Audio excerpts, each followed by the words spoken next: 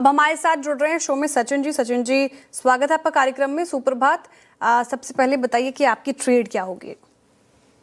Good morning Shreya, good morning Anuji, good morning to all the panelist.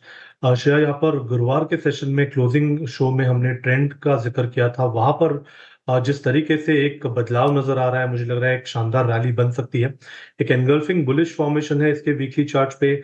Weekly chart पे एक positive divergence है और उसी का इफेक्ट यहाँ पर नजर आया है। जिस तरीके से ओपनिंग फिलहाल हो रही है, मुझे लग रहा है जो हमने पहला टारगेट दिया था 3680 का, आई थिंक वो पर्टिकुलर लेवल आज सरपास हो जाएगा। सो ट्रेडिंग के मोमेंटम के लिहाज से एक फ्रेश टारगेट होगा अराउंड 3760 का। खरीदारी करने की सलाह होगी ट्रेंड लिमिटेड के फ्यूचर्स में। एंड स्टॉप लॉस आपको यहाँ से लगभग अराउंड 3595 पे लगाना है ऑन क्लोजिंग बेसिस। ठीक है, ट्रेंड ये हो गई। प्री ओपनिंग में 2.5% ऊपर खुलने की तैयारी। सचिन जी, आपने क्या पिक किया गुड मॉर्निंग क्विक सिंगल्स में? गुड मॉर्निंग अनुज जी। यहाँ पर वेदांता में स्ट्रक्चर काफी इंटरेस्टिंग है। एक V pattern kind of recovery हुई है। एंड जिस तरीके से 700 के लेवल को इसने अभी सरपास किया है, मुझे लग रहा है यहाँ पर अच्छा शॉर्ट स्क्वीज होगा। लगभग अराउंड 722 तक की ट्रेजेक्ट्री यहाँ पर ओपन हो चुकी है, तो यहाँ पर फ्रेश लॉन्ग पोजिशंस डिप्लॉय करने की सलाह होगी वेदांता के फ्यूचर्स में। स्टॉप लॉस आपको यहाँ से लगभग अराउंड 293 पे लगाना है एंड पोजिशंस को 722 के आसपास रिव्यू करना है। वेदांता डेज हाई पर निचले स्तरों से इस पर्टिकुलर काउंटर में देखिए रिकवरी, और मेटल एज ए स्पेस ठीक ठाक परफॉर्म, 0.5% अप। वेदांता, नैल्को, हिंडाल्को सभी में स्ट्रेंथ नजर आ रही है। सचिन जी, आपने क्या पिक किया कैश मार्केट्स में? अनुज जी, यहाँ पर apex frozen foods, I think यहाँ पर स्ट्रक्चर काफी इंटरेस्टिंग है। एक रिलेटिव आउट परफॉर्मेंस है पिछले 4 हफ्तों से लगातार। यहाँ पर एक higher top higher bottom sequence जिसने मेंटेन की है। एंड जिस तरीके से डेटा है, मुझे लग रहा है स्टॉक 430 440 इस पर्टिकुलर रेंज में स्विंग होना चाहिए। तो अभी भी यहाँ पर खरीदारी करने की ही सलाह होगी। एक अच्छा मौका है वापस कंसोलिडेशन बैंड में। स्टॉक अभी भी ऑस्किलेट हो रहा है, तो स्टॉप लॉस आप लगभग अराउंड 368 पे लगाए एंड पोजीशंस 440 के लक्ष्य के लिए बनाए रखे। खरीदारी करने की सलाह होगी एपेक्स फ्रोजन फूड्स के काउंटर में। ठीक है, एपेक्स फ्रोजन के काउंटर में खरीदारी की राय सचिन जी की तरफ से। एफएनओ सुपरस्टार के लिए सचिन जी कौन सा स्टॉक? श्रेया, यहाँ पर शॉर्ट्स बनाने की सलाह होगी एसआरएफ के काउंटर में। लगातार इसने पिछले हफ्ते में 2500 के लेवल को डिफेंड करने का प्रयास किया था। वो प्रयास कहीं जाकर मुझे लग रहा है नाकामयाब है।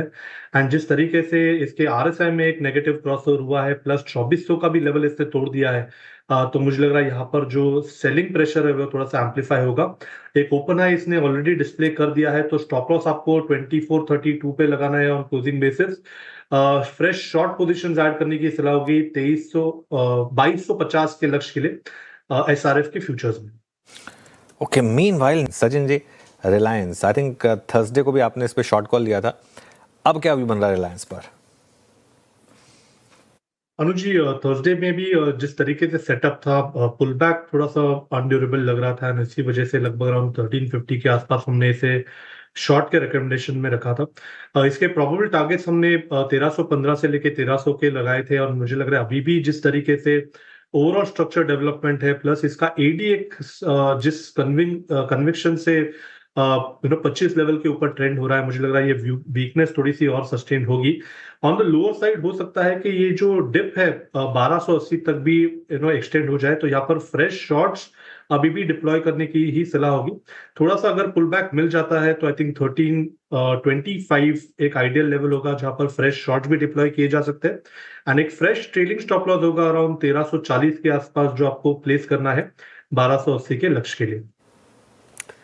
ओके, रिलायंस की चर्चा हुई है तो डिस्क्लेमर प्लेट आपकी स्क्रीन पर। अगर आपको बाय या सेल करना है तो अपने पर्सनल फाइनेंशियल एडवाइजर की सलाह के साथ ही ऐसा करें।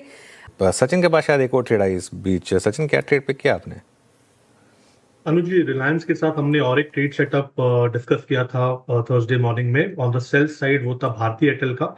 मुझे लग रहा है यहाँ पर भी जिस तरीके से ओवरऑल स्ट्रक्चर है, bullish bearish pennant formation daily charts पे एग्जिबिट हुआ है। एंड इसका अगर हम ट्रेडिंग मोमेंटम टारगेट देखें तो लगभग अराउंड 1740 के आसपास प्लेस्ड है। तो अभी भी मुझे लग रहा है यहाँ पर फ्रेश शॉर्ट पोजीशंस ऐड किए जा सकते हैं। स्टॉप लॉस आपको यहाँ से लगभग अराउंड 1793 पे लगाना है ऑन क्लोजिंग बेसिस एंड 1740 के आसपास वापस पोजीशंस को रिव्यू करना है। मुझे लग रहा है एक थोड़ी सी बड़ी वीकनेस है जो यहाँ पर अनफोल्ड हुई है। रिलायंस एक कंट्रीब्यूटर और दूसरा कंट्रीब्यूटर निफ्टी की गिरावट में भारतीय एयरटेल नजर आएगा आपको। लगातार इसमें एक दबाव देखने को मिल रहा है आफ्टर एनबीएफसी एंट्री में जिसने अनाउंसमेंट की उसके बाद अगर आप देखें तो भारतीय एयरटेल एक तरफा गिरा है, लेकिन क्या इसको रखे रडार पर? सचिन जी, देखेंगे आप स्क्रीन पर ये बीईएल कैसा लग रहा है आपको? कोशिश तो है, लगभग 1% की तेजी के साथ कर रहा कारोबार, क्या स्ट्रैटेजी होनी चाहिए? श्रेया, यहाँ पर मल्टीपल एवरेजेस का क्लस्टर है लगभग अराउंड 430 इस पर्टिकुलर जोन में। तो आई थिंक एक बार इसके ऊपर की क्लोजिंग बननी चाहिए, उसके बाद ही मुझे लग रहा है यहाँ पर मोमेंटम चेस किया जा सकता है।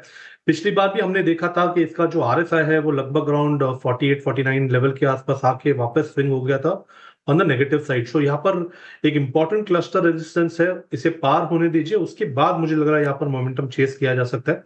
फिलहाल अगर किसी की एग्जिस्टिंग लॉन्ग पोजीशन है तो थोड़ा सा कॉशियस रहने की सलाह होगी, एंड स्टॉप लॉस आपको स्ट्रिक्टली अराउंड 420 पे लगाना है ऑन क्लोजिंग बेसिस।